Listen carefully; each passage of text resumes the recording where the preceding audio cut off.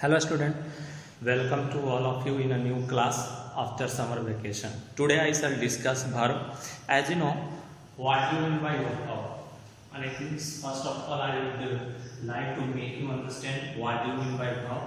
No, and after the types, and after that I shall give you some question. You have to solve the question after understanding the chapter. No, by using your bits.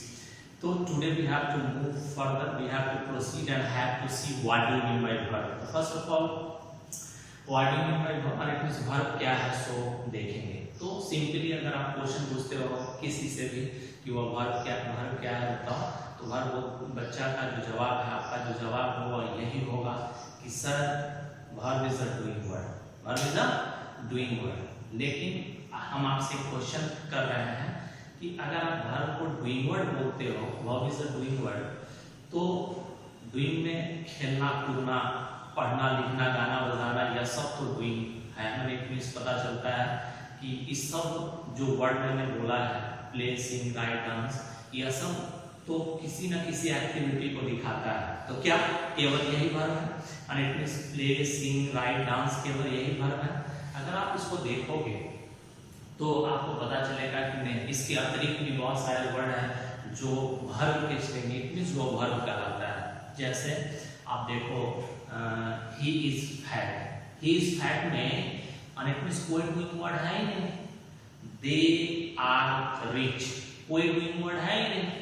I have money कोई doing word है ही नहीं. तो इसका मतलब इसमें कोई verb नहीं और बिना वर्ब का कोई सेंटेंस नहीं. आप देखोगे तो इसमें जितने भी सेंटेंस का फॉर्मेशन होता है सारे के सारे सेंटेंस में सब्जेक्ट और प्रेडिकेट, इट मींस प्रेडिकेट वाले वर्ब में पार्ट में वर्ब आएंगे, प्रेडिकेट वाले पार्ट में वर्ब आएंगे. इट मींस सारे सेंटेंस का जो फॉर्मेशन है वह इससे होता है.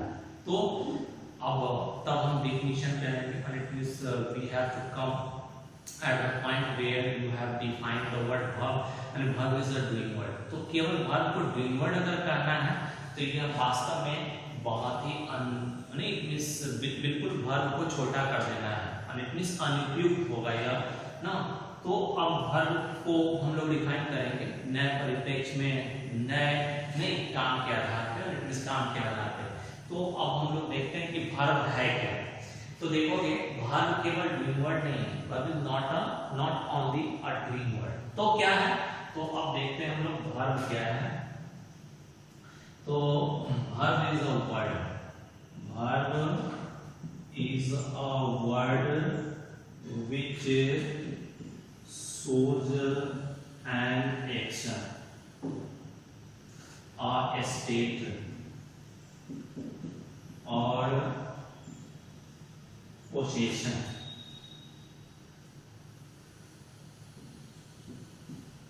देखोगे एक्शन दिखाता है, स्टेट दिखाता है, पोसेशन. एक्शन मतलब क्या? तो काम, जिसको आप डूइंग बोलते हो, काम दिखाता है. स्टेट मतलब क्या? तो स्थिति, अवस्था या दशा. और पोसेशन मतलब अधिकार. अगर आपसे कोई पूछता है कि what do you mean by verb, आप बोलो कि वर्ब वह शब्द है जो काम दिखाता है किसी व्यक्ति का, उसकी दशा अवस्था, ठीक है ना, या स्थिति दिखाता है और साथ ही साथ यह अधिकार भी दिखाते हैं. अब कैसे? आपके दिमाग में होगा कि सर एक्शन दिखाता है लेकिन यह किसी व्यक्ति का कंडीशन कैसे शो कर सकता है, नो, स्टेट कैसे दिखाएगा और साथ ही साथ पोजीशन कैसे शो करता है. तो इसके लिए हम लोग पढ़ते हैं. We have to move further and have to see the examples. No, लेकिन जैसा कि मैंने बोला कि वर्ब केवल डूइंग वर्ड नहीं है. वर्ब क्या है? तो वर्ब एक्शन दिखाता है. जैसे ही ईट्स, वह खाता है, काम करता है. वे लोग दौड़े, दे ran on the road. No, देखोगे यहाँ पे ईट्स और रैन shows the action of the doer. It means यहाँ देखोगे खाना व्यक्ति का काम है, दौड़ना उन लोगों का काम दिखाया, लेकिन केवल ईट्स और रैन ही वर्ब है. नो, और it means the word which shows actions only are known as verb? No. After इसके बाद भी वर्ब का एक बड़ा सा संसार है और उसमें वर्ब क्या करता है तो देखोगे he is in, वह बीमार है, वह बीमार है में कौन सा काम हुआ? नहीं, वह मोटी थी, इसमें कौन सा काम है?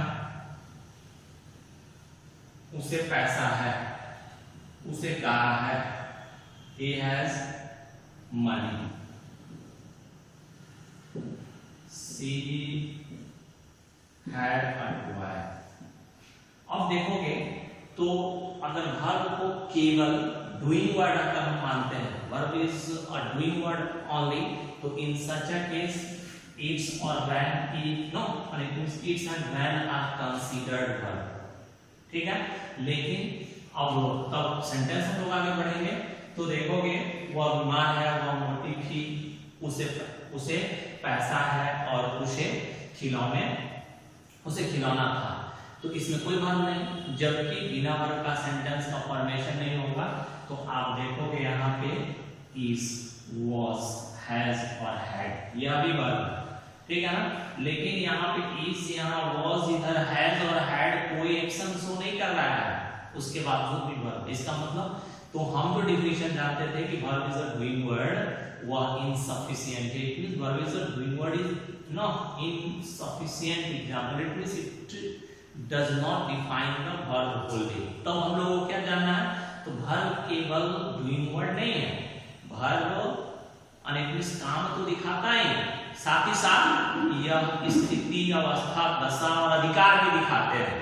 अब देखोगे वह बीमार है, वह बीमार है तो उसकी शारीरिक दशा, माने इट मींस बीमार क्या है? स्टेट है, स्थिति है, स्थिति और इट मींस दशा है, तो शारीरिक। वह मोटी थी तो शारीरिक दशा, वे लोग धनवान है तो सामाजिक दशा, वह पागल है मेंटल दशा और इट मींस मेंटल स्थिति दिखाता है। तो यहाँ देखोगे is shows the condition of the person, it means the doer, in the same way she was fat, वह मोटी थी, no it means physical condition दिखा रहा है, फिजिकल स्टेट दिखा रहा है यहाँ इज और was, इट मींस इज और was दोनों स्टेट दिखाते हैं, स्टेट दिखाता है, कंडीशन दिखाता है, मेंटल, फिजिकल, सोशल नहीं, इट मींस वह सब वर्ड जो स्थिति, अवस्था या दशा दिखाते हैं।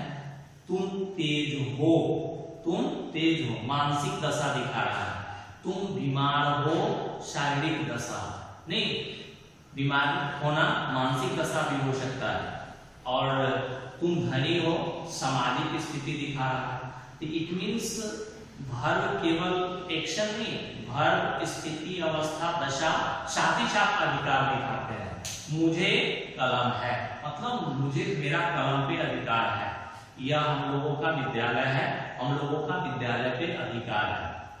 मतलब यहाँ पे जो देख रहे हैं हैज और हैड, यह भी वर्ब, मतलब सीधा हम लोग जाने नो, इट मींस वर्ब क्या करता है, what do mean by verb? तो वर्ब वह वर्ड नहीं जो केवल काम दिखाए, बल्कि वर्ब वह वर्ड है, वह शब्द है जो काम तो दिखाता है, साथ ही साथ ना इट मींस स्थिति, अवस्था, दशा और अधिकार भी दिखाते हैं, ठीक है ना। किसके? तो डूअर के, इट मींस किसके? तो सब्जेक्ट के।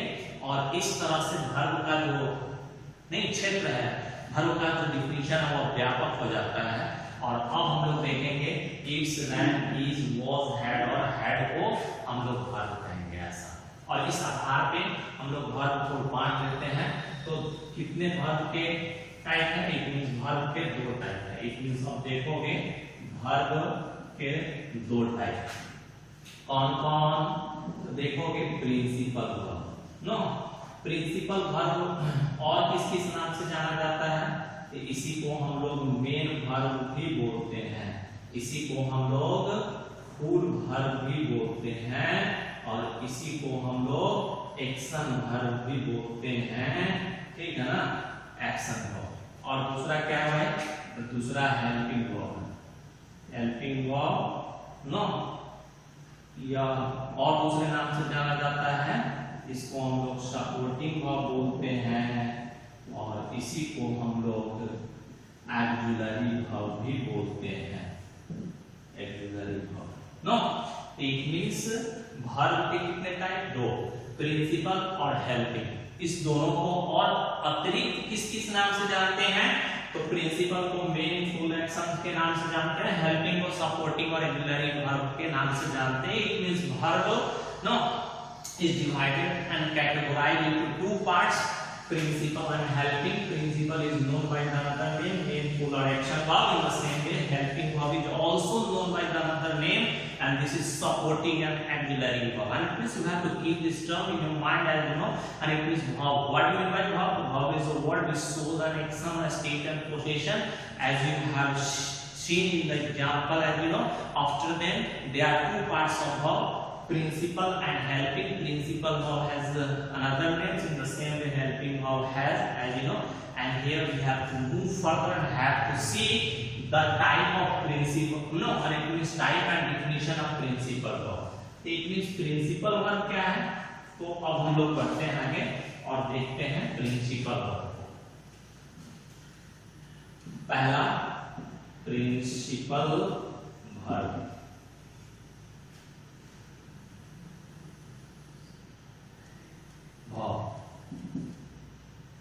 प्रिंसिपल वर्ब, ठीक है ना? तो प्रिंसिपल वर्ब को हम लोग कैसे देखते हैं? The verb which has a perfect sense और मीनिंग, सेंस और meaning is called principal verb, principal verb. Dear student, here you have to keep this term in your mind. And it means verb जिसका sentence में पूरा पूरा अर्थ हो, पूरा पूरा sense आए, तो वह फुल वर्ब कहलाएगा। जैसा नाम है प्रिंसिपल को हम लोग फुल वर्ब बोलते हैं, तो वह वर्ब जिसका सेंटेंस में पूरा पूरा अर्थ आता है। जैसे देखोगे he eats, यहाँ देखो eats, वह खाता है, और इट मींस इट्स जो है वो परफेक्ट सेंस दे रहा है, तो किसी दूसरे वर्ड को लगाने की इसमें जरूरत नहीं है। नो, क्यों नहीं? क्योंकि इट्स परफेक्ट सेंस दे रहा है। वह खाता है नहीं, वह बाजार जाती है, she goes to market. No, यहाँ देखोगे goes give the perfect means give the perfect sense. In the same way they ran on the road, on the road, देखो रैन। तो यहाँ इट्स गोस और रैन जो है वो वर्ब है, तो सेंटेंस में पूरा पूरा अर्थ दे रहा है, और इसीलिए इसको हम लोग फुल वर्ब बोलते हैं, क्योंकि पूरा अर्थ देगा। और इट मींस जब तुम घर में नहीं तुम रहते हो, और घर पर अगर घर में तुम रहते हो और वहां पे पूरा परिवार तुम पर टिका है, पूरे परिवार को तुम सपोर्ट करते हो, ऐसा तुम व्यक्ति हो जिसके बिना परिवार अधूरा है, तब देखो तुम्हारी अहमियत कितनी है नहीं? तो तुम घर के प्रिंसिपल मेंबर, प्रिंसिपल पर्सन हो जाओगे, प्रधान व्यक्ति हो जाओगे, और ठीक है ना? इन द सेम वे देखोगे इट्स गोस और रैन जो है वो इस सेंटेंस का कर्ता धर्ता, मतलब पूरा सेंटेंस का मीनिंग कंटेंट करता है, इसको किसी दूसरे वर्ड की जरूरत नहीं है सेंटेंस के सेंस को पूरा करने के लिए, क्योंकि पूरा अर्थ लगता है, इसीलिए इसको फुल वर्ब बोलते हैं। सेंटेंस में इसकी प्रधानता हो जाती है, इसीलिए यह प्रिंसिपल है या मेन वर्ब होता है। क्योंकि यह काम दिखाता है, इसीलिए इसको हम लोग एक्शन वर्ब भी बोलते हैं। वह जाता है, हम लोग अपना काम करते हैं, तो देखोगे एंड इट मींस वैसा सब वर्ड जो काम दिखाए, इसका नाम एक्शन भी है, काम दिखाता है इसीलिए एक्शन, क्योंकि सेंटेंस में पूरा अर्थ देता है इसीलिए फुल वर्ब है। इसकी सेंटेंस में प्रधानता हो जाती है, इसीलिए यह प्रिंसिपल या मेन वर्ब के रूप में भी जाना जाता है, के रूप में जाना जाता है। और इस प्रिंसिपल वर्ब के टाइप है दो, कौन है? तो देखोगे दो टाइप है, there are two types of principal verb। No, कौन कौन है? तो पहला देखोगे ट्रांजिटिव वर्ब, ट्रांजिटिव वर्ब, और दूसरा intransitive verb. No, intransitive verb. First of all, I like to make you understand the number one. It means transitive verb. No, so transitive verb, the verb which has an object is called